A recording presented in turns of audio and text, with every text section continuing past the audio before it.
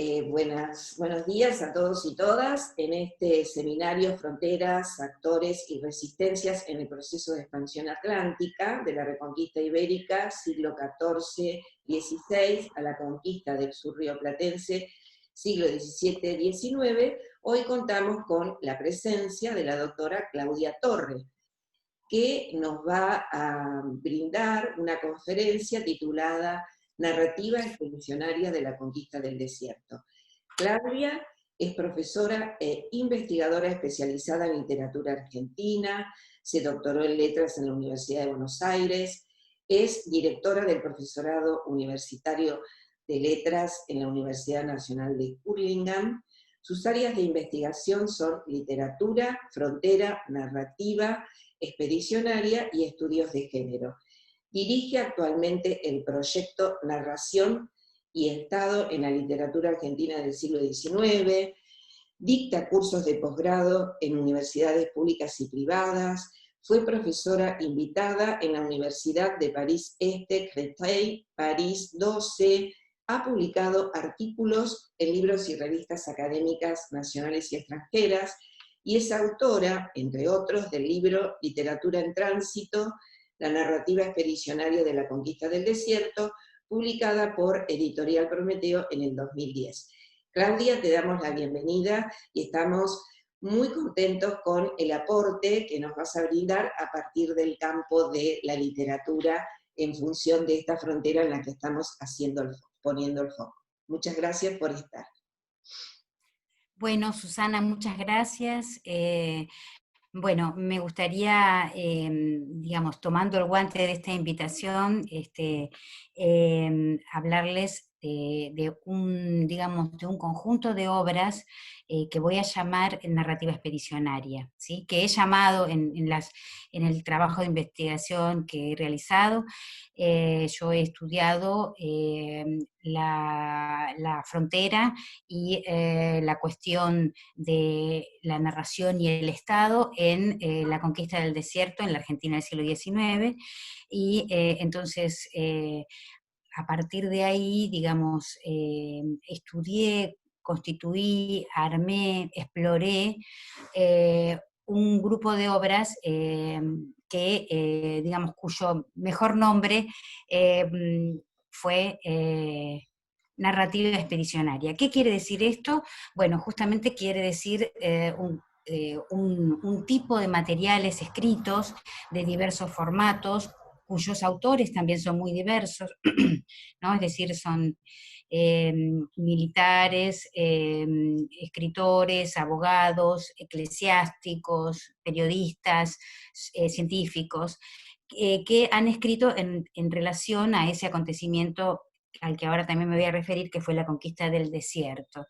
Entonces, quería empezar con esto, porque justamente no se trata de versiones de episodios históricos ocurridos, sino que se trata sobre todo de una narratividad, es decir, una discursividad vinculada al Estado y a la gobernanza también de la nación, de un Estado en formación, de una nación en formación, a partir de viajes realizados. Entonces, esto significa que nosotros tenemos que, digamos, manejarnos con muchísimo cuidado. Bueno, como ustedes saben, la relación entre literatura, narratividad e historia es una relación siempre pujante, tensionada, controversial, riquísima en sus postulados, ¿no? Pero entonces, ante esta cantidad de obras y digamos, de escritos, muchos, obviamente hay algunos que no han cobrado la relevancia que que cobraron otros, pero en su conjunto muy importantes, ¿no? Porque se constituyen como un cuerpo de estudios sobre la gestión pública en el siglo XIX. Pero estas historias son historias donde aparece también la ficción, donde aparece también los modos de narrar, y donde entonces cómo se organiza la historia, estas historias, es algo que no se puede pasar por arriba, ¿no? Por eso es lo que lo que voy a tratar de explicar aquí en este rato, ¿sí? Bueno, en principio, hablar de la Argentina del siglo XIX, de la cuestión frontera, es hablar de territorio, ¿sí? El territorio que es un territorio a conquistar, por eso, digamos, esta idea de frontera, una idea de frontera que no es la frontera como una línea que separa cosas, sino de una entidad porosa y como un espacio en sí mismo, ¿no? Es decir, en la frontera suceden cosas que no suceden en ninguno de los dos lados que la frontera separa, ¿no? Sobre todo, hay dos ideas o dos mundos, digamos, que es importante pensar para poder abordar esta narrativa. Uno es la idea del desierto, ¿no? El concepto de desierto, que ustedes saben, es un concepto construido, muy construido por la literatura del período, ¿no? Ahí tenemos La cautiva de Echeverría, tenemos el Martín Fierro, el Facundo de Sarmiento, es decir, hay obras canónicas, emblemáticas del siglo XIX, provenientes de la literatura, y que ya ahí hay una representación del desierto como un espacio de lo salvaje, ¿no? Pero también como un espacio a conquistar, es decir, el desierto aparece no en rigor como una barbarie pura que hay que abandonar, digamos, porque sería el mal, sino con un signo mucho más complejo. El desierto es algo en donde está la barbarie y la anomia, pero que digamos, hay que apropiarse, ¿no? Es decir, es un pingüe patrimonio, como decía Echeverría en algún ensayo.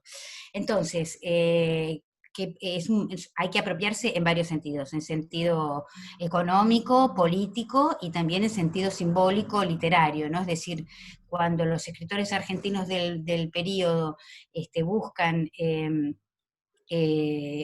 escribir una literatura propia, sin duda la literatura del romanticismo y digamos, de la nación como un espacio de sentido para el individuo, ¿sí? Digamos, y la búsqueda, esa búsqueda que tiene también el romanticismo de los mitos originarios y del salvaje, ¿no? Entonces, el desierto en la Argentina aparece frente a escritores, historiadores políticos, aparece como algo que es un problema, pero que al mismo tiempo es un campo de posibilidades, ¿no? Por supuesto, como ya saben, no se refiere a un desierto de arenas y beduinos, ¿no? Se refiere a un desierto que está vinculado a las comunidades aborígenes, ¿no? Es decir, a los pueblos y comunidades que habitaban el territorio en distintas migraciones en la Araucanía, en distintos periodos, digamos, y que fueron también estableciéndose organizando una red de formas de habitar el territorio que que se puso en tensión, digamos, con las élites gobernantes posteriores a la Revolución de Mayo, ¿no? Entonces, en el siglo XIX lo que nosotros vamos a ver es justamente que lo que la Revolución dispara, digamos, como escenarios a construcción de la nación, son, por un lado, la necesidad de conquistar el territorio, la necesidad de interlocucionar con esas comunidades. Esa interlocución se vuelve, tengo que decir un adverbio que puede producir confusión, pero lo voy a explicar. Inexplicablemente, esa relación con estas comunidades de tensión es inexplicable en algún sentido, es decir, no sé, todavía trabajamos y pensamos por qué, digamos, desde el Estado argentino siempre estas comunidades resultaron un enemigo, ¿sí? Siempre fueron, digamos, connotadas del lado de la barbarie. Y por otra parte, porque no fue así incluso en el propio Estado, ¿no? Es decir, siempre rescatamos esa expresión de San Martín, es decir, una figura, digamos, que es emblema de una cohesión nacional y continental incluso. Él decía, se refería a los integrantes de las comunidades como nuestros paisanos, los indios. Y no se entiende por qué, digamos, los indios se devienen siempre enemigos, ¿no? Entonces, yo les decía al principio que es importante mirar la narrativa, porque esto también es un efecto de la forma como fue contado y construido ese relato sobre la relación entre indios y Estado en la Argentina del siglo XIX. ¿Sí? Entonces, esa idea de, digamos, de desierto, lo que designaba era la tierra del otro, del enemigo, y también lo que designaba era la necesidad de la conquista, ¿no? Es decir, una tierra un pendiente, ¿no? En una agenda de gobierno y de Estado que, digamos, que tenía, bueno, que quería crecer digamos, eh, en la construcción de identidad, en la instalación en un orden más internacional, como va a pasar luego ya más hacia fin de siglo. Entonces, para no extenderme más con esto, quisiera entrar de lleno en un poco presentarles esta narrativa que puede interesar a algunos. Por supuesto, esto es una punta de iceberg, porque no es que se pueda dar cuenta tan rápidamente, pero sí me parece que puede serles útil, sobre todo a los que están interesados en estudiar o en pensar el tema de la frontera y el siglo XIX en la Argentina. Otra figura que también es muy importante es la figura del viaje, ¿no? El viaje, y en particular un tipo de viaje, que es el viaje tierra adentro, ¿sí? Porque nosotros tenemos que enmarcar esta narrativa digamos, en un tipo de escritura que está vinculada a una experiencia, que es la experiencia de viajar, ¿no? El texto de viaje, cuando todo viajero, digamos, podríamos definirlo así en sentido más genérico, ¿no? Genérico del género, ¿no?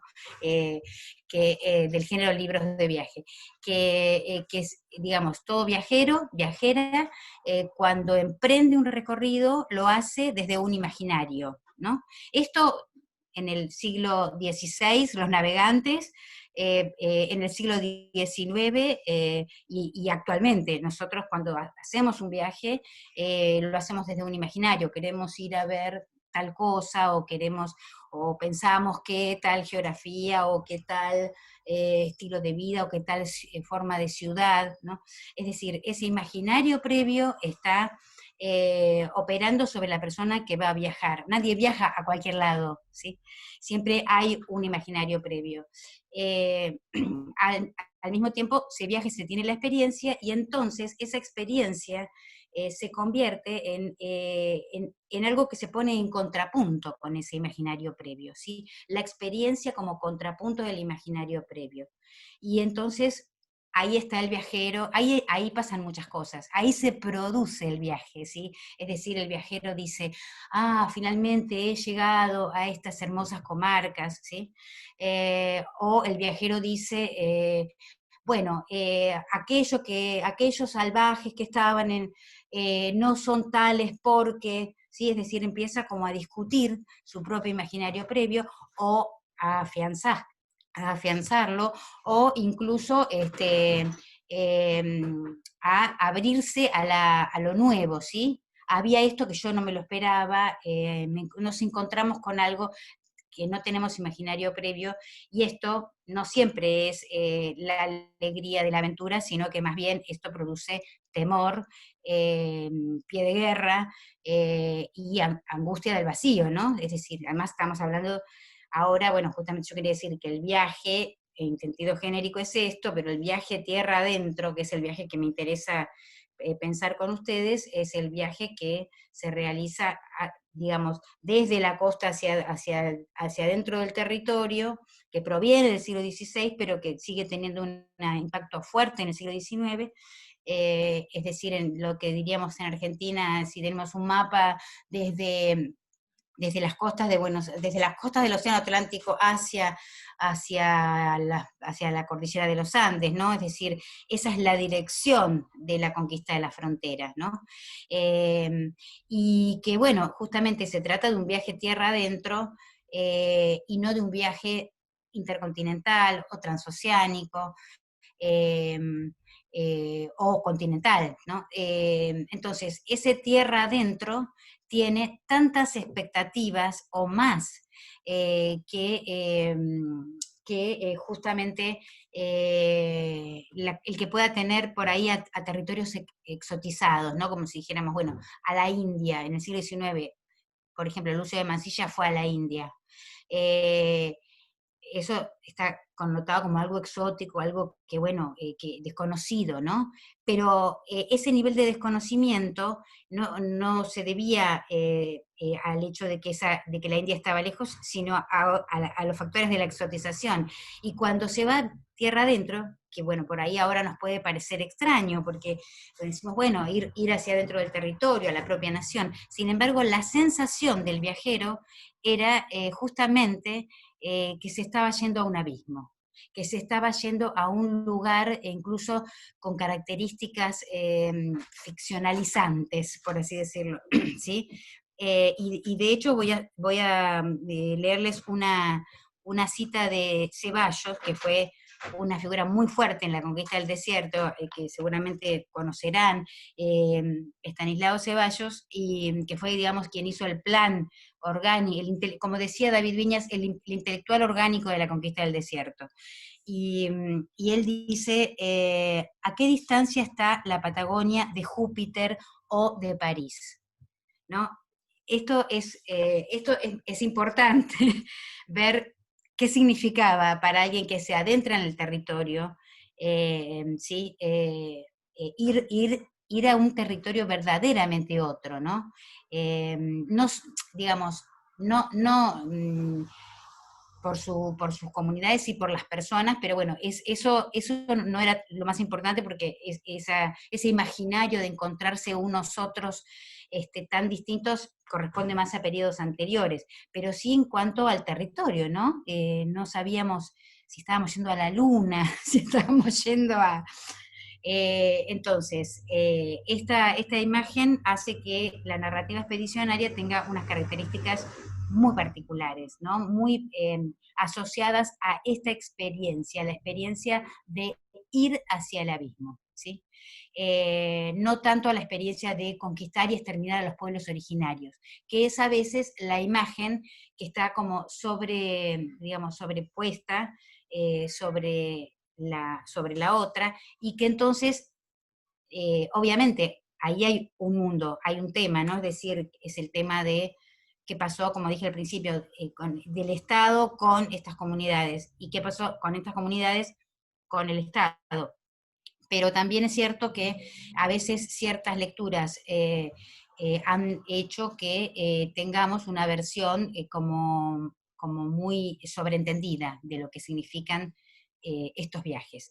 Entonces, lo primero es que digamos, el acontecimiento que organiza estos viajes y estas escrituras, vamos a centrarlo en la conquista del desierto, ¿no? Concretamente en la expedición que hace Roca en 1879, ¿no? No es la única ni es la última, pero sí es la que, digamos, y ni siquiera es la más importante en el sentido de que, no sé, conquistó más territorio o tuvo más guerras, no, nada de eso, y este es el problema, acá tenemos el primer problema que tiene la narrativa expedicionaria, ¿no? Que es el hecho de cómo se leyó la conquista del desierto. Y bueno, que, digamos, no voy a abundar en esto, que puede ser un material en cuanto a sus datos básicos. Bueno, rápidamente. A la campaña que había hecho Rosas le sigue la conquista que va a hacer Roca, digamos, a la idea de enfrentar la frontera con una zanja, que es un proyecto borbónico que propuso en su momento el ministro Alsina. Sigue la avanzada hacia los indios, que Santiago Arcos y Ceballos le proponían a Roca. Es decir, que venimos viendo que el tema no es algo que se haya inventado en el 1879, cuando fue la expedición al Río Negro, sino que tiene, digamos, el tema deviene como, se construye como un tema articulador, ¿no? Y ahí hay que tener en cuenta la muerte del gran líder, del gran líder salinero Calfucurá, ¿sí? A mí digamos, cuando yo estudié estos temas, fueron motivo de mi investigación doctoral hace muchos años, siempre me pareció que las historias sobre la frontera del siglo XIX tenían, digamos, se les daba a los indios un lugar muy, vamos a decirlo, inerte, ¿no? Los indios eran siempre víctimas, los indios eran siempre, es decir, a la herencia del indio como salvaje, como barbarie, digamos, le deviene posterior y en la historiografía el indio como víctima, ¿sí?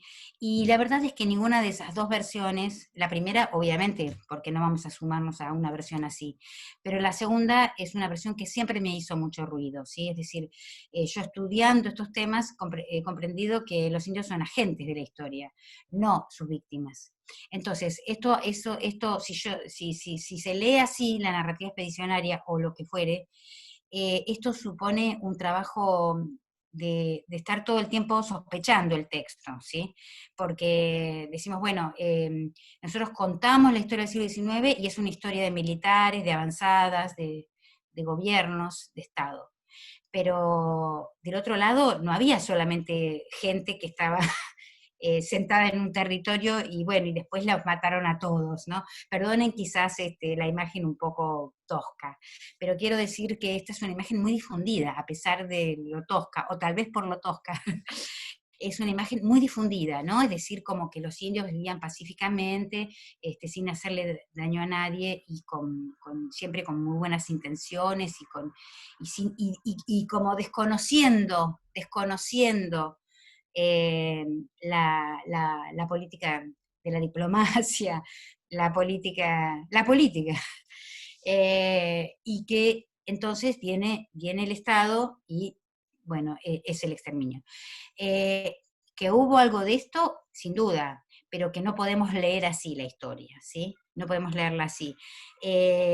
Y a mí me interesa muchísimo pensar, digamos, las comunidades y los liderazgos aborígenes como verdaderamente líderes no solo de la política territorial, sino también cultural y también de diplomacia, ¿no?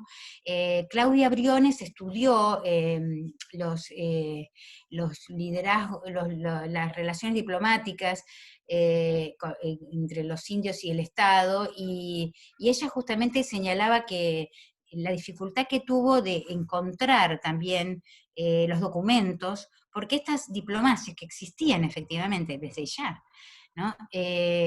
Estuvieron siempre ninguneadas, negadas, ¿sí? O transcurrían digamos, por zonas que no eran, digamos, estrictamente documentales, ¿no? A veces eran acuerdos orales, a veces eran eh, reacciones, pequeñas cartas, ¿no? No documentos de Estado, pero que hay que volver sobre esos materiales clase B, digamos, y volverles a dar un lugar, ¿no? Es decir, porque de hecho hay trabajos también, se está haciendo eso, ¿no? Pero hay que hacerlo más. Digo por si hay algún interesado entre los alumnos del doctorado en seguir estos temas. Creo que hay que hacer más estudios de la documentación de intercambio diplomático entre indios y Estado en la Argentina del 19. Entonces, pero justamente como a la hora de pensar cómo es esa diplomacia, no hay, la respuesta es, no, bueno, pero los indios no escribían, no, bueno, pero los indios no tenían acuerdos con el Estado, no, bueno. Entonces, siempre se trata de construir una figura que no es una figura agente, ¿sí? Es siempre una figura inerte, víctima, y a mí contar la historia así, francamente, no me cierra, y no es lo que está mostrando ni la literatura ni la historiografía, ¿no?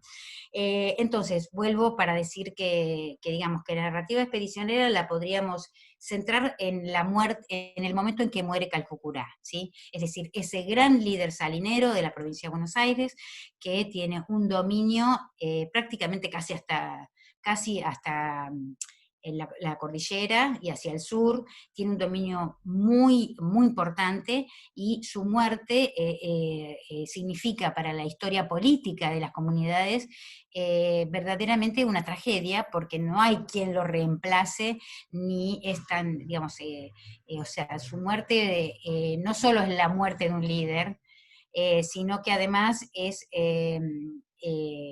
la evidencia de que también toda esa trama de lucha y de conquista territorial se ha debilitado y está mostrando sus aristas. Entonces, cuando muere Calbucurá, podríamos comenzar a pensar qué pasa con el desierto, con el Estado, hasta fin del siglo, ¿no? Es decir, este es un arco que desde 1870 hasta 1900 aproximadamente. Obviamente antes hubo, como ya mencioné, la campaña de Rosas en 1833, y después del centenario, ¿no? Sobre todo con los militares, va a haber continúa esta tarea, ¿no? Pero este periodo, digamos, enmarcarlo así, permite estudiar el tema de la frontera de manera como más metodológicamente más clara, ¿no? Entonces, ¿qué decíamos? La conquista del desierto son 5 columnas hacia la principal liderada por Roca, hacia el Río Negro. Los datos numéricos son muy difíciles, ¿no? 6.000 soldados y 14.000 indios muertos, pero la verdad es que esos números son muy difíciles de construir, porque obviamente no hay registros es un mundo, digamos, saber eso. No había censos tampoco, y además cuando hay censos tampoco se censa a los indios, entonces, pero sí participan ahí, digamos, una columna de Roca, otra de Uriburu, otra de Levalle, otra de Lagos y otra del coronel Racedo, del general Racedo. Entonces, todas estas columnas que se irradia así como rizomáticamente desde Buenos Aires, que va, digamos, hacia la Norpatagonia, ¿no? Esta sería como la zona, Pampa y Norpatagonia,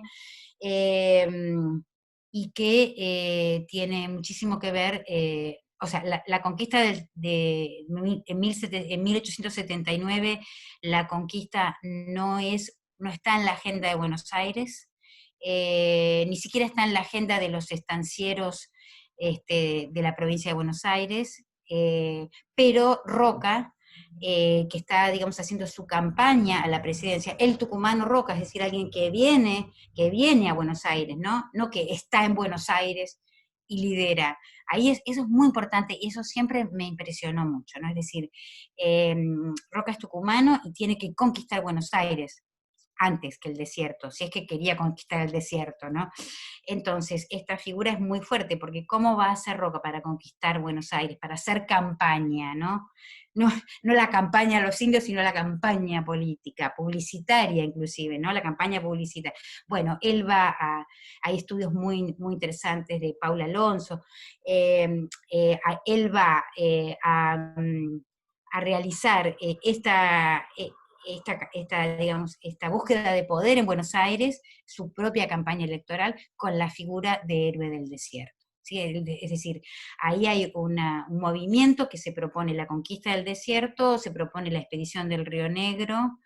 Esto lo señalo para desarmar esa idea que tenemos de que el Estado lo único que quiere es ir a matar indios, ¿no? Es decir, en principio a Roca le cuesta muchísimo poner esta agenda, porque ya nadie le interesa. Por eso necesita también, digamos, el apoyo que significó el trabajo de Ceballos, ¿no? Esa obra que se llama 15.000 leguas de viaje submarino, no, esa es de Julio Verne, 15.000, la conquista de 15.000 leguas.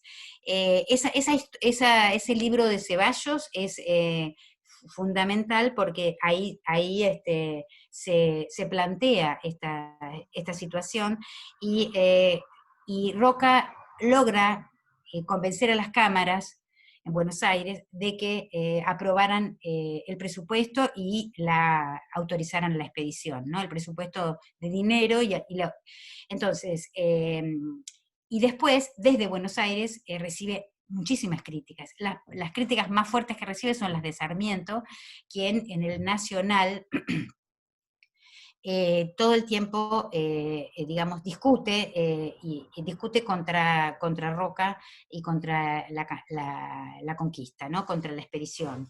Incluso llega a decir, bueno, que se sabe muy poco de esa conquista del desierto, llega a decir que, que al final, digamos, antes de regresar la columna 1 de Roca, se inundan en el territorio, ¿sí? Varios paisanos del lugar les decían, no pongan acá, no instalen acá el ejército, porque esta zona es inundable, y se inundan y mueren un montón de caballadas, mueren un montón de personas, no pueden volver a Buenos Aires, es decir, como un fin de fiesta terrorífico, ¿no? Después de haber hecho un Te Deum en Choel, en ese mismo lugar se inunda el ejército y queda. Y entonces Sarmiento escribía en el Nacional en esos años, se les hunden, está el tono irónico de Sarmiento, se les hunden los generalitos en Choel. ¿Sí? Digo porque también hay mucha sobreentendido sobre Sarmiento, los indios, la sangre de los indios y de los gauchos, cómo Sarmiento es hipercrítico de esa campaña, y cómo también esa campaña, haya salido bien, mal, lo que fuere, es la que le permite a Roca llegar a la presidencia, ¿no? Entonces, ahora bien, avanzo. ¿Cómo estoy de tiempo, Susana? No, bien, no hay ningún problema, vos tranquila, te Bueno, escuchamos. bien, entonces avanzo, y entonces lo que les quiero decir es que si tomamos el periodo 1870-1900 y consideramos la conquista del desierto como digamos, como un acontecimiento emblemático, lo que vamos a ver es que esta conquista, digamos, que ese acontecimiento va a producir obras, ¿sí? Obras textuales me refiero, ¿no? No obra pública. Obras científicas, políticas, periodísticas, documentación fotográfica, ¿no? En una época hicimos un relevamiento también de todas las fotografías de Pozzo y de Encina y Moreno. Cartografía, recién hablábamos de eso, dibujos también, ¿no? Hay dibujos de Olascuaga allí, sobre de la Pampa y de la avanzada expedicionaria. También, y que todo, digamos, de que todo este material está producido. Si tomamos la conquista como hecho emblemático, está producido antes de la conquista, durante la conquista, o sea, antes de la expedición al Río Negro, durante la expedición al Río Negro y después de la expedición al Río Negro, ¿no? Entonces, organizados así, vemos de qué manera esas obras van construyendo el acontecimiento, pero al mismo tiempo desarmándolo y expandiéndolo, ¿no? Porque digamos, no es lo mismo escribir, por ejemplo, yo tomo digamos, incluyo en la narrativa expedicionaria todo el trabajo de el Perito Moreno, ¿no? De Francisco Pascasio Moreno, emblemático en su intervención pública, geográfica, un naturalista de fuste, bueno, un personaje muy extraordinario y también muy controversial de la cultura científica argentina. Y Moreno no fue a la expedición, o sea, la mayoría de ellos no fueron a la expedición, sí participaron de otras expediciones, o, digamos, escribieron desde Buenos Aires, o sea, en algunos casos la escritura deviene de la experiencia de haber ido, en otros casos la escritura deviene de la experiencia de estar participando en la construcción, es decir, en el apoyo intelectual o en las justificaciones metodológicas o en los estudios respecto de los resultados de la expedición. Entonces, ya vemos cómo se moviliza una clase letrada, que está trabajando en esa línea, ¿no? Una línea que también tiene que ver como modelo tiene ese ejército prusiano de Napoleón, ¿no? Es decir, es el ejército conquistador, ¿no? Eh, Así que, entonces, allí, bueno, no, le quería decirles, ajustar un poquitito esto, que es mencionar un poco las obras y después explicar un dispositivo de organización de esas obras, ¿no? Las obras podríamos, digamos, yo un poco las agrupé, es como una propuesta, ¿no? No es que sea así, se pueden hacer otras agrupaciones, pero digamos, estas agrupaciones me sirvieron para pensar muchas cosas, ¿no? Es decir, están, por un lado, las obras que cuentan viajes a la frontera en los años previos a la expedición, ¿no?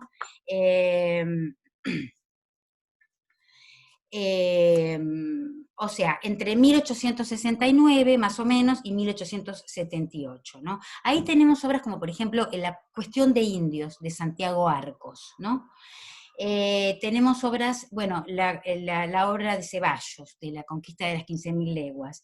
Tenemos a Álvaro Barros, que fue un operador fuerte de la frontera, ¿no? Y que también es interesante porque también vamos a ver acá mucha diversidad, ¿no? Es decir, a veces cuando se cuenta al conquistador, eso en todas las historias, ¿no? Siempre parece el conquistador como un hombre, siempre es un varón, homogéneo, ¿no? Es decir, y sus coequippers o su comunidad de conocimiento están todos de acuerdo y operan. Y ya sabemos que esto no se puede seguir leyendo así, porque justamente lo que vamos a ver ya antes de la conquista es que, por ejemplo, lo que proponía Álvaro Barros para pensar el tema de la frontera, que era un problema realmente importante y grave, que era el problema también del ejército, cómo profesional el ejército, que era también el problema de las formas de vida, ¿no? De los pueblos. Entonces, es muy distinto a lo que va a proponer Roca, ¿no? O Alsina, hay tensiones, ¿no? Santiago Arcos propone directamente ir al exterminio, o sea, hay que entrar a las casas y incendiarlas, ¿no? Pero esa no es esa posición no es la que triunfa, porque antes, digamos, tiene tienen que pasar muchas cosas, y finalmente después los indios son vencidos, pero de otra manera. Entonces, aquí están las obras que cuentan, les decía, Viajes a la Frontera, ¿no? En los años previos está también Ramón Lista y Moreno, son dos científicos, ¿no? Eh, entonces, se trata de obras que refieren la situación de la frontera y que van definiendo ejes con respecto a la relación con los indios y a las formas posibles de la guerra y de la conquista, ¿sí? O sea, algunos de ellos son expedicionarios también, lo eran o lo son después de la expedición del Río Negro, y tienen historias de mucho contacto con las comunidades, ¿sí?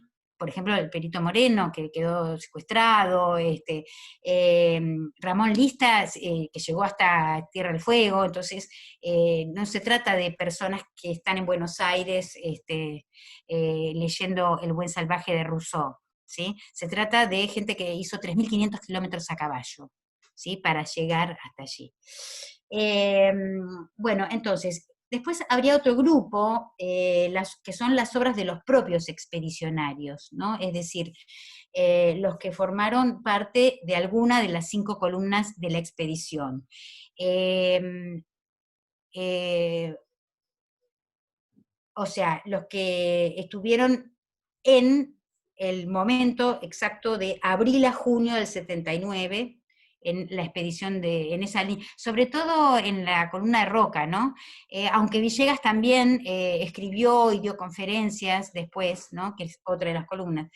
Pero entonces, acá lo que hay este cuerpo es muy central, ¿no? Este conjunto de obras dentro de la narrativa expedicionaria, porque narran la experiencia concreta de la vida en campañas y en fortines, ¿no? Son relatos militares en géneros codificados o en géneros más abiertos, más ficcionales, ¿no? Te cuento la anécdota del fogón militar, del vivac de campaña, ¿no? A la intemperie, o te hago el informe que te va a decir, bueno, a qué hora tiene que tocarse Diana para, sale la columna 6 y vamos a la retaguardia, y entonces a qué entra,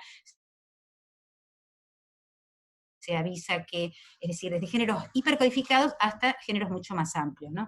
Entonces, narran la experiencia concreta de la vida en campaña y en fortines, y sus autores publican sus escritos durante el transcurso de la expedición. Es decir, que acá tenemos un formato también que me interesa muchísimo y que, sobre todo ahora, que además está de moda ahora, que es la crónica, ¿sí? La crónica. Es decir, la crónica de lo que está aconteciendo. Un relato este, que puede, digamos, dar cuenta de lo que hay allí. Y también allí está, por ejemplo, Remigio Lupo, que Remigio Lupo es un periodista que pide permiso, quiere ir a la expedición, y nadie le da ningún lugar. Recordemos que estamos en los comienzos de lo que significa, de lo que va a significar la prensa y la política, ¿no? Entonces, nadie le da bolilla y él está dispuesto a ir igual, ¿no? Y a que en todo caso, si, o sea, lo que la expedición de Roca genera es que mucha gente va, igual se paga su propia participación, ¿sí? Como una privada. Entonces, nadie se quiere perder eso, porque es cierto que, que los militares eran los que más se podían aproximar a las comunidades.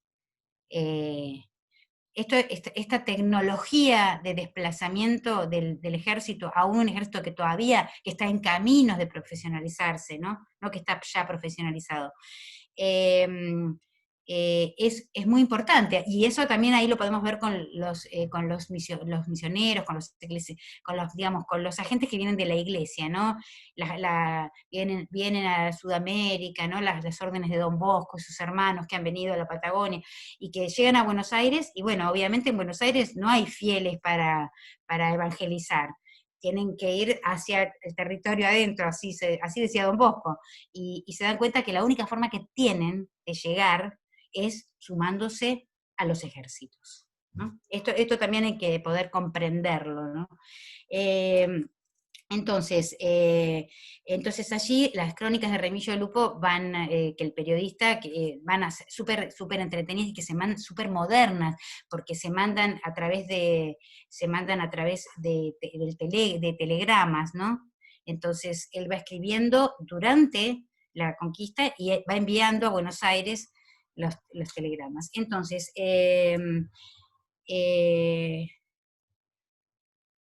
también escriben al regresar en los años inmediatamente posteriores, ¿no? Y ahí, entre este grupo, está el propio Roca, que escribe, no que ha escrito una crónica, pero que sobre todo a mí la escritura de Roca me interesó siempre, porque es una escritura expeditiva y al mismo tiempo muy potente, y porque además Roca figura en todo como prologuista o como con una carta de agradecimiento en todas las obras de la narrativa expedicionaria. Es decir, Roca es eh, un lector que le va a llevar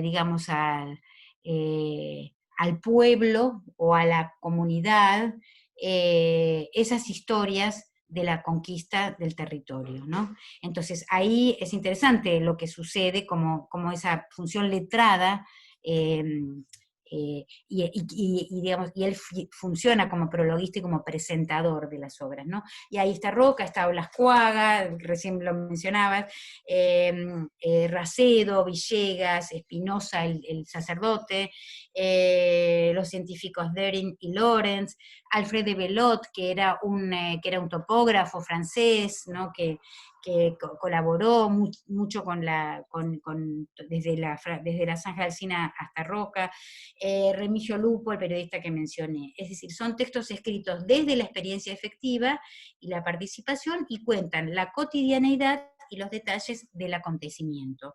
Y también aquí estarían otras obras que son más literarias, como por ejemplo los croquis militares de Eduardo Gutiérrez, ¿no? Eduardo Gutiérrez, escritor, el autor de Juan Moreira, pero él se pone a escribir croquis militares. Esto es muy interesante porque uno dice, bueno, en la época cuando se escribía una cosa así, siempre se hablaba de los grandes héroes, ¿no? De los generales, pero Eduardo Gutiérrez va a hablar de los soldados, de un soldado, de un cabo, ¿sí? Incluso va a hablar de un perro, de las cocineras, o sea, de croquis y siluetas militares que van a trabajar en la conquista del desierto desde la mirada de este relato, ¿no? Y también las formas de la conferencia, ¿no? Muchos de ellos al regresar dan conferencias. Después, por otra parte, las obras de expedicionarios que formaron parte de la campaña y que escribieron relatos autobiográficos, ¿no? Acá entra este género, la autobiografía. Con posterioridad, ¿no? O sea, 15 o 20 años después, el movimiento sería, yo cuando fui allí estuve y vi que, este sería el tono, este sería, cuento lo que me sucedió, recuerdo que, pienso que ahora tal cosa y que antes tal otra, ¿no? Es decir, ese es el gesto, una especie de memoria, el gesto autobiográfico, ustedes saben, es un mundo. Y entonces allí aparece entonces ya no la conquista como una crónica presente, ni tampoco como un acontecimiento a organizarse, sino que la conquista allí es un pasado, ¿no? Es decir, en ese sentido, estas crónicas, este material a posteriori de la conquista de la narrativa expedicionaria es son memorias personales, pero obviamente colectivas, ¿no? También. Eh, y ahora si te parece, voy a empezar a cerrar. eh, o sea, termino esto y... Te hago Sí, una pregunta, dentro de los autores que podés mencionar en estas autobiografías, ¿quiénes están como claro, representantes? claro, ahí va justamente, porque decía justamente que los hechos, digamos, que la memoria personal y colectiva, y a partir de acá quiero proponerles una hipótesis de lectura, así que lo voy a retomar. Es un espacio escrito donde se evalúa, no solo se recuerda por recordar, sino que se está evaluando una especie de auditoría, ¿no? De auditoría post factum. Eh, y que entonces se evalúan los hechos pasados, pero sobre todo se da la clausura definitiva del acontecimiento, ¿no? Es decir, no es que no vaya a seguir habiendo conquista, pero por lo menos ese tipo de conquista ya no, porque estamos ya casi cerca de la Primera Guerra Mundial, las guerras son distintas, los enemigos son distintos, y el ejército además empieza un proceso de profesionalización muy fuerte. Es decir, que estas memorias, y acá te contesto tu pregunta, Susana, por ejemplo, los trabajos de Manuel Prado, ¿sí? El coronel Prado es un texto, los textos del coronel Prado son extraordinarios para leer, son, por lo menos en lo personal, son mis preferidos del corpus. Pero también los de José Daza, digamos, son textos de militares que escriben, ¿no? Los de Guillermo Pechmann también, porque hay también toda una serie de militares alemanes o, digamos, europeos de algunos Centro Europa o sajones que vienen a colaborar, digamos, con esa construcción de la profesionalización del ejército, y también Ignacio Fotheringham, que es un personaje extraordinario, un inglés también que participa de la conquista de la conquista territorial en Sudamérica. Entonces, estos textos tienen mucho son textos muy melancólicos, atención, ¿sí? Es decir, tienen esa posición de todo tiempo pasado fue mejor, ¿no? Por eso lo que van a traer ellos es mostrar la hidalguía que se ponía en juego, es decir, el soldado que se entregaba a la causa a pesar del maltrato que el propio ejército le hacía, y también van a ser textos muy idealizadores, porque van a mostrar una realidad que realmente es difícil de pensar que haya sido así, o si ha sido así, digamos, es más un efecto de lectura, ¿no? Es decir, porque los soldados, la mayor parte de los soldados de las filas del ejército desertaban, ¿sí? Ir a la frontera era un castigo, no era una acción patria, y ese fue el gran trabajo que tuvieron que hacer también los líderes de los ejércitos de entonces, ¿no? Convertir ese castigo en un acto patriótico de conquista territorial. Y ahí está el problema, ¿no? Entonces, si te parece, y si después querés preguntarme algo, pero yo quisiera señalar que, que a pesar de la diversidad de estas narrativas, hay, hay un elemento en común que es, o sea, no solo porque sus autores son distintos, su relación con el tema frontera es distinto, lo único que tienen sí y absolutamente homogéneo igual es que son todos hombres, son todos varones, porque acá es importante decir esto, ¿no? Que las mujeres no participaron de la conquista del desierto, y si lo hicieron solamente como personal auxiliar, y en situaciones absolutamente laterales, y que hay estudios que a mí me parecen muy bien intencionados sobre el rol, digamos, abnegado de las mujeres, ¿no? Que ayudaban a los soldados en la curación, en la cocina, y me parece muy bueno rescatar esas acciones, pero realmente lo que tenemos que decir es que las mujeres no tuvieron ninguna participación política en las decisiones respecto de la conquista, ni encabezaron, o sea, Juana Zurduy hay una sola, no encabezaron columnas, ni siquiera participaron de las acciones militares. Entonces eso también marca un tipo, o sea, hoy en día tenemos que atender eso, que no fue muy atendido porque parecía una cuestión menor, la cuestión de género, pero hoy en día tenemos que ver eso, ¿no? Es decir, la conquista territorial no estuvo a cargo de las mujeres, ¿no? Es decir, debiera haberlo estado también, debiera haberlo estado, porque las mujeres también iban a habitar ese territorio, pero realmente las condiciones no estaban dadas. Entonces, esto quiero decir, esta es una homogeneidad que hay entre los escritores y, y los actores de esta historia.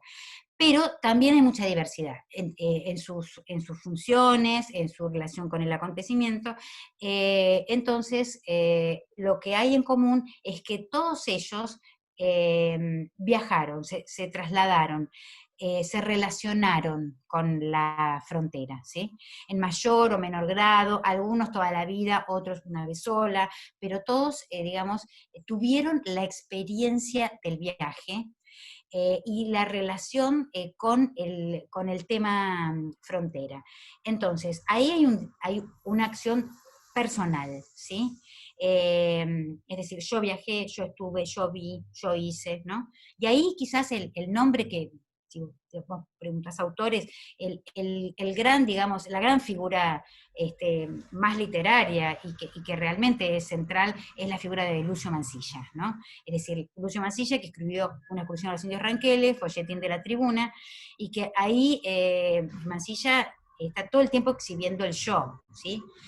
Yo fui, yo hice, porque además esa expedición que hizo Mansilla a Leubuco la hizo sin permiso de su superior, ¿no? Es decir, bueno, Mansilla era un personaje muy excéntrico, y entonces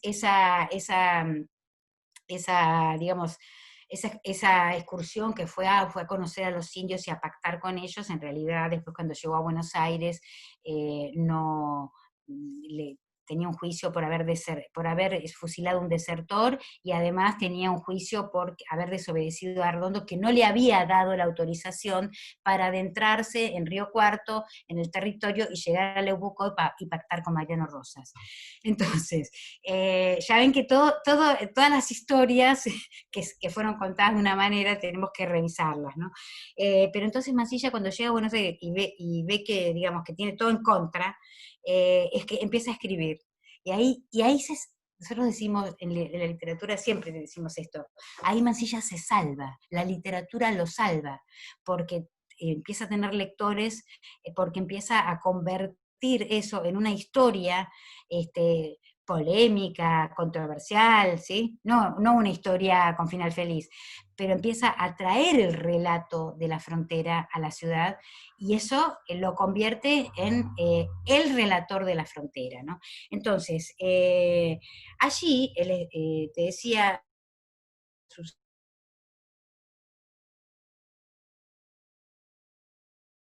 Susana ha puesto el nombre propio, porque digamos, yo cuento algo y después pongo mi apellido, ¿no? Yo pongo las memorias del coronel Prado, del comandante Prado, ¿sí? Pero también, y acá es lo que más me interesa decirles, hay una escritura estatal, ¿sí? Nadie hace el viaje porque se fue, como nosotros decimos, bueno, este verano me voy me voy a Bariloche, ¿no? Es un viaje privado, ¿sí? Aunque sea un viaje que es parte de mis vacaciones, que está dentro de mis derechos salariales como trabajadora, pero es un viaje privado. Nadie hizo ninguno de estos viajes por propia iniciativa individual. Todos son viajes que se hacen a demanda, ¿sí? El Estado le pide a tal persona que viaje los centros científicos piden, el periódico pide, la iglesia pide, ¿sí? Que vayan a evangelizar. Entonces, es un viaje que sale de una demanda, y que el texto es la respuesta a esa demanda, ¿no? Entonces hay una escritura estatal, eh, y hay una experiencia propia, ¿no? Y lo que se pone en juego, por más que haya mucho, digamos, eh, mucho texto como documental, como de factura más burocrática, hay un uso fuerte de figuras retóricas, de lenguaje figurativo, de ficción, ¿sí? Recién cuando estábamos conversando al principio, Susana, vos mencionabas las cautivas, ¿no? La historia del cautiverio es imposible contarla como un mero hecho jurídico, ¿sí? Nadie la cuenta así. Y entonces ahí vemos que el rol que tiene la literatura también en la construcción de una versión de la historia, ¿no? Entonces, implica, además de este uso del lenguaje figurativo, implica sujetos individuales y colectivos que construyen un orden de cosas, ¿no? Entonces, por eso yo, digamos, mi síntesis, como para dar una definición de la narrativa expedicionaria, digo que llamo narrativa expedicionarias a este conjunto de obras que mencioné, y que digo que estas obras conforman una narración transversal, ¿sí? Que como práctica atraviesa diversos sujetos, diversas instituciones y múltiples órdenes discursivos y literarios, científicos, militares, políticos, diversos órdenes. Y que esta transversalidad constitutiva del corpus también alcanza a los géneros codificados, ¿no? Es decir, esas memorias militares, repasemos los géneros: memorias militares, recuerdos, crónicas, autobiografías, partes, cartas, telegramas, descripciones geográficas, relatos de viaje, ¿sí? Entonces, eso hace que la conquista del desierto haya, digamos, a partir de esta narrativa, haya sido leída como en dos grandes matrices, ¿no? Por un lado, como una gesta patriótica, como una acción del Estado conquistador, épico, ¿no? Y por otro lado, como un genocidio, ¿no? Es decir, fíjate, dos matrices muy opuestas, y también muy clausurantes, ¿no? O sea, si vos decís esto, tanto uno como otra, ya no podés decir más nada. Y a veces esto es un problema, ¿no? Los que estudiamos estas cosas sabemos que esto es un problema, no poder decir más nada, ¿no? Es decir, cuando un enunciado clausura sentido, eso hace que no podamos seguir estudiando. Pero entonces, obviamente la versión patriótica estuvo a cargo de las fuentes militares, de la historiografía militar. Por ahí podemos citar a Juan Carlos Walter, que fue, digamos, quien escribió esa obra, ¿no? Esta obra sobre la conquista, casi el único. No hay muchas obras sobre la conquista en sí misma, ¿no?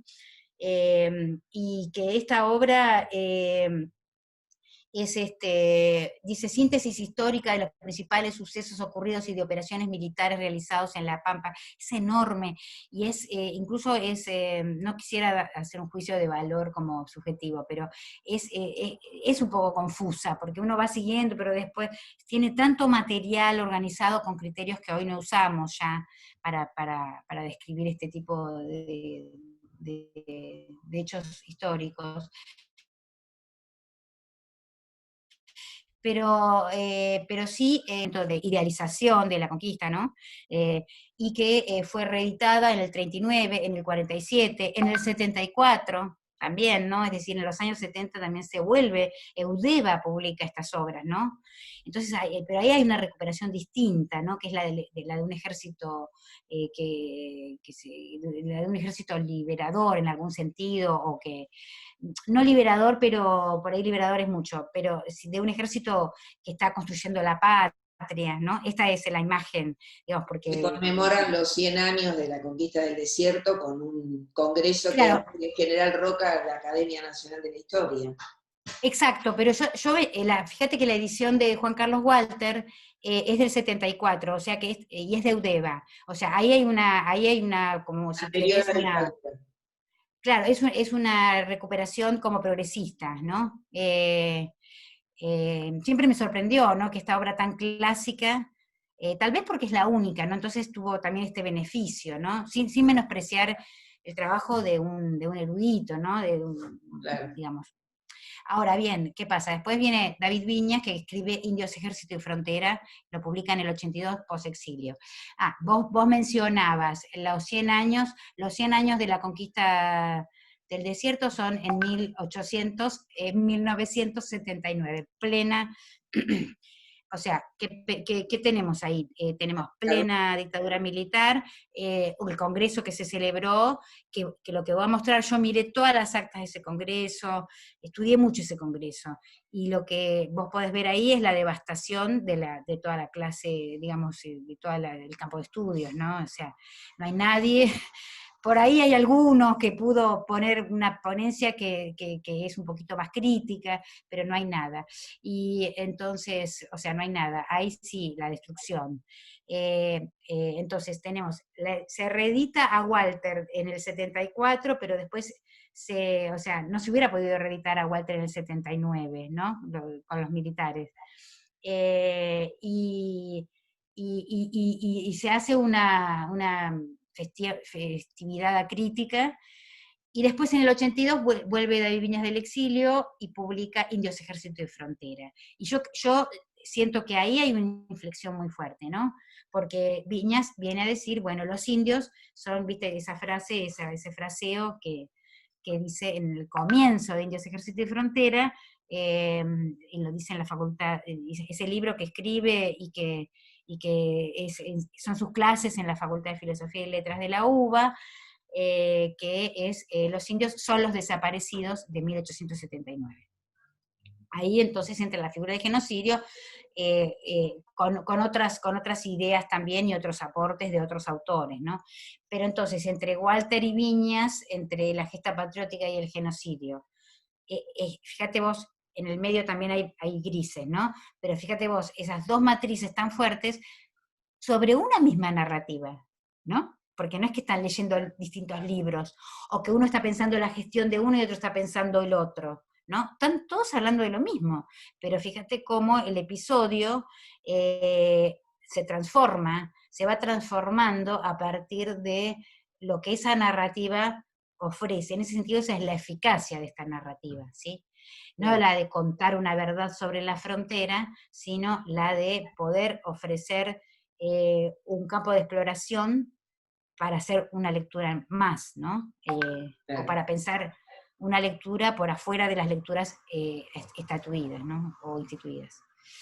Yo, yo, este, yo hasta acá, más o menos, si te parece, no sé si querés preguntarme algo o si querés que agregue algo, decime vos, Sí, Susana. te hago una pregunta, Claudia. ¿De qué manera aparecen en todas estas narrativas representado ese otro indígena? ¿Cómo se configura ese otro indígena en toda esta narrativa? Una breve síntesis, si nos podés hacer, porque por ejemplo, la obra de Evelot a mí me parece muy interesante porque muestra incluso las estrategias de resistencia de ese otro indígena cortando el telégrafo o rellenando las zanjas que bordean los fortines con ovejas. O sea, hay un montón de estrategias que aparecen mencionadas por Evelyn, no sé hasta dónde está presente la ficción en esa narrativa, pero el otro está así, está allí representado de alguna manera. Si vos no podés hacer una síntesis en esa línea. Sí, por supuesto. Creo que es importante lo que me mencionás porque es la expectativa más alta que tiene un lector de esta narrativa, ¿no? Es decir, cómo aparecen, ¿no? Bueno, en principio se ha considerado durante mucho tiempo que esta narrativa lo único que mostraba era la barbarie aborigen, ¿no? Es decir, un enemigo, un salvaje, ¿no? Es decir, Pero, como vos decís, efectivamente, uno puede contraleer estas versiones como sobreentendidas, ¿no? Porque la narrativa es mucho más rica en relatos nuevos que en sobreentendidos, ¿no? Eh, o sea, fíjate cómo empezamos. Los hombres se fueron a Júpiter o a París, entonces no hay referencialidad para decir, bueno, y encontramos, no, porque son lugares desconocidos. Entonces, en las formas de contar el enemigo hay una construcción. Ahí es donde más trabaja la literatura, ¿no? Hay que construir la figura de enemigo. Y el indio es un enemigo. Ahora bien, el indio no era un enemigo estrictamente, ¿no? Ni tampoco era un ser inerte, ni un salvaje bueno o un salvaje malo, ¿no? El indio era un habitante, que venía también de otros lados, como todos vinieron de otros lados, ¿no? O que estarían un tiempo antes, porque también esa idea de que, la idea del originario, ¿no? Como de que habita el territorio desde un tiempo previo, eso es una idea que siempre hay que ser cuidadoso como usar esos términos, ¿no? Porque el originario, eh, si tomamos esa matriz como para validar una cultura, eh, eh, bueno, después, y a los otros que no son originarios, ¿cómo los pensamos, no? Y por otra parte, también muchos originarios no son originarios. De hecho, en la Araucanía hay un proceso justamente, ¿no? De traspaso de la cordillera hacia el este. Sí, me querías decir algo. No, lo que pasa que el concepto de originario jurídicamente es usado por quienes defienden a las comunidades indígenas como la preexistencia en términos de un derecho, ¿no? O sea que es una figura controvertida el concepto. Sí, sí, pero justamente, por eso digo, por un lado es muy eficaz y la figura de genocidio también es una figura jurídica, ¿no? El genocidio viene de Nuremberg, digamos, Sí. de la post-Shoah, digamos, ¿no? Entonces, ahí son figuras jurídicas que también a veces operan mucho para determinados contextos y son aplicadas a otros, y ahí estamos, siempre eso es controversial. Eh, Por eso que hablan algunos de masacre más que de genocidio. La figura de la... Claro, de masacre, como habla Kiatowski, como habla Burukua, exacto. Eh, y, mm, pero, o exterminio, la idea de exterminio, a mí me parece que exterminio es una palabra muy operativa para un concepto que nos puede servir mucho, más que el de genocidio, ¿no? Eh, Incluso esa asociación que se hace, que hacía Viñas, a mí me gusta discutirla un poco, porque las condiciones, digamos, el desaparecido de la dictadura, de la última dictadura militar, es un sujeto que desaparece, justamente esa construcción tan ficcional, ¿no? Desaparecido, es un fantasma, ¿no? Que sale de boca de Videla, además, ¿no? No es un cuento que escribió un escritor, sino que sale de la propia boca del dictador más más brutal de todos los tiempos, ¿no? Entonces, pero ahí, fíjate que ¿cómo explicás la clandestinidad? O sea, la clandestinidad de la acción de la dictadura, ¿cómo la explicás en relación o sea, los indios no eran exterminados en la clandestinidad, eso era una acción pública que se exhibía, que se mostraba. A Roca le reprochan que trae los indios a Buenos Aires para ponerlos presos en la isla Martín García, y si nosotros queríamos que Roca terminara con los indios, y Roca nos trae los indios a Buenos Aires, decía la sociedad de fin de siglo. Entonces, ahí hay una clandestinidad en la dictadura que no es equiparable a la exhibicionismo, ¿no? A la exhibición, traer un indio para el museo hasta que se muere y después es parte del museo, cosas así. Entonces, ahí eso no es tan fácil de asimilar y no sirve tanto para explicar, me parece a mí. Pero no, lo de originario, como claro, como categoría jurídica puede tener una validez, pero que al momento también de pensarlo desde el punto de vista histórico, cultural, esa categoría hace un poco de ruido, y no es tan fácil, digamos, no fluye tanto, ¿no? Conceptualmente, creo yo. Es una posición. Eh, Y entonces, no, lo que te decía es que el indio es convertido en enemigo, ¿sí? Y esto es importante porque, y por eso a mí me interesan todas las versiones que marcan al indio como agente de la historia y no como su víctima, ¿no? Eh, Agente precario, agente malo, agente bueno, no importa, no es que no es no es para idealizarlo o para, digamos, para quitarle responsabilidades, pero a mí me parece que es importante pensar en esto, ¿no? O sea, todavía el año pasado escribí un artículo que me pidieron para la Ñ de Clarín, y justamente ahí yo decía esto, digamos, falta un estudio de los liderazgos aborígenes, ya no de las comunidades y sus derechos, sino de los líderes políticos. Falta más estudios sobre eso, ¿no? Si nosotros comparamos lo que se ha estudiado a Roca y lo que se ha estudiado a Calbucurá, es como si te dijera lo que se ha estudiado a los escritores argentinos y lo que se ha estudiado a las escritoras argentinas, ¿no? O sea, es impresionante el desbalanceo que hay. Y sin embargo, eh, eh, entonces, si tenemos este problema de trabajo, digamos, para estudiar la historia y la literatura del periodo, bueno, tenemos que producir también investigación en torno a esos temas, y no a los temas ya tan instituidos, ¿no? Yo creo que hay por ejemplo, hay buenísimos estudios sobre el caudillismo, ¿no? Salvatore, Goldman, hicieron estudios buenísimos, yo los uso mucho incluso para dar clase, pero vos fíjate que no hay estudios así como de fuste o equipos de investigación trabajando liderazgos aborígenes, ¿no? Cal Fucurá, Sai Hueque, Catriel, ¿no? Por nombrarte los que pertenecen a este periodo, ¿no? Pero antes, antes también hay varios, ¿no? Entonces, eh, la representación yo creo que es la de la construcción, la de un sujeto en construcción, ¿no? Un personaje en construcción, la representación del indio, ¿no?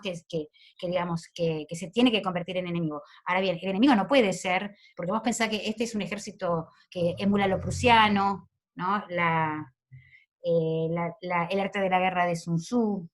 Entonces ahí Clausewitz, por ejemplo, ¿no?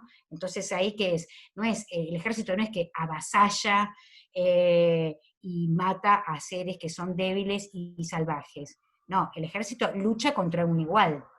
Así es la guerra. Entonces, el enemigo, decía Sun Tzu, tiene que tener tu talla, ¿no? Entonces, había que darle esa talla a los indios, ¿no? Por eso también son extraordinarias las referencias a lo bravío y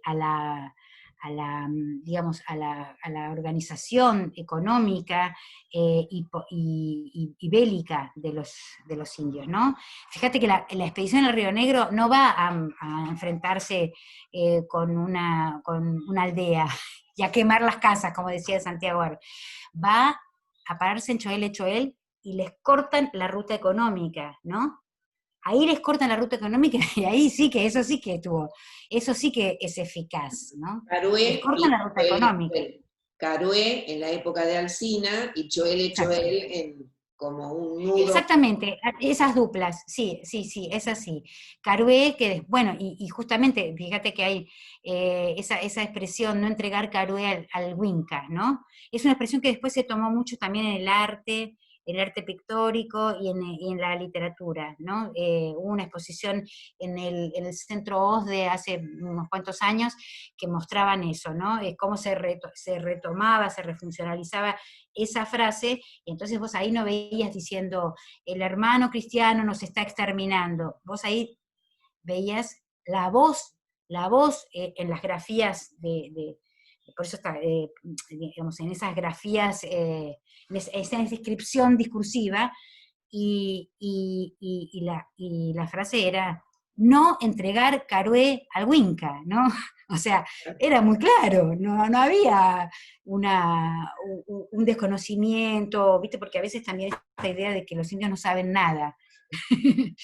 eh, y por eso les pasó lo que les pasó, una cosa así, ¿no? Bueno, estoy tomando como la versión más burda, pero bueno, pero burda, pero es la que más popular, ¿no? La que circula mucho, ¿no? Y que no ayuda, por supuesto, ¿no? No ayuda sobre todo en la construcción de esos derechos que mencionabas y que es el imperativo actual de esas comunidades, ¿no? Claro. Lograr esos derechos y poder, digamos, establecer con el Estado argentino bueno, una etapa que sea como de otro signo, ¿no? Desde ya.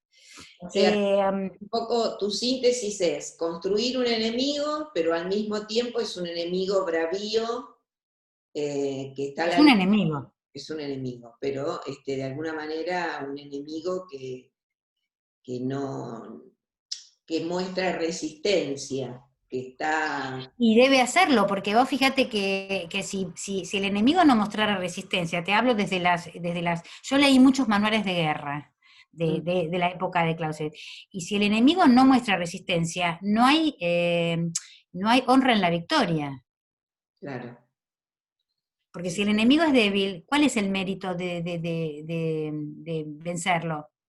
Ya está vencido. No hay claro, ningún trabajo. ¿Cómo construyo mi mérito? Mi mérito, o sea, yo soy más fuerte cuando el otro también es fuerte y yo lo venzo, no cuando el otro es débil. ¿Sí? Ese es el arte. Eso es digamos, toda esa cultura bélica que es del siglo XIX, ¿no? Hoy en día es otra la cultura bélica, ¿no? Tenemos que mirarla con mucha distancia también, ¿no? Pero funcionaba así. O sea, el ejército no se podía jactar de haber derrocado a unos haraposos que estaban ahí en el desierto, sin nada, sin armas, ¿sí? El ejército pone el telégrafo, ponen las Remington, claro. porque los indios eran bravos y porque justamente podían vencerlos a ellos, ¿no? Claro, y la clave está en que se trata de una escritura estatal, de gente que está al servicio del Estado y por supuesto una narrativa en esa línea, ¿no? Claro, por eso yo creo que yo ahora estas cosas las he estudiado hace más años y ahora estoy como más abocada, o sea, lo que me ha dejado estudiar estas cosas es justamente la profunda relación que hay entre la narratividad de una identidad y el Estado, ¿no? Narración y estados. Eh, porque justamente el rol del Estado, bueno, ahora estamos estudiando con colegas, con un equipo de investigación, estos temas, ¿no? Es decir, son narrativas que remiten al autobiográfico, al yo, pero que están atravesadas por el Estado, por lo tanto es un cruce, ¿no? Es un Bien, cruce, y es muy difícil, es muy difícil y tampoco tendría sentido ver qué corresponde al yo y qué corresponde a lo colectivo. Ahí hay una hibridación que necesita otras herramientas para ser pensada. claro.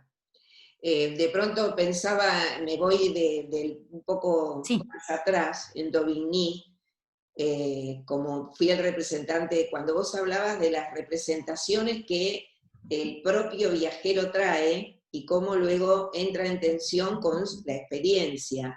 Él claramente dice, deseo ver con mis propios ojos esos gigantes que ni la civilización ni los misioneros pudieron dominar.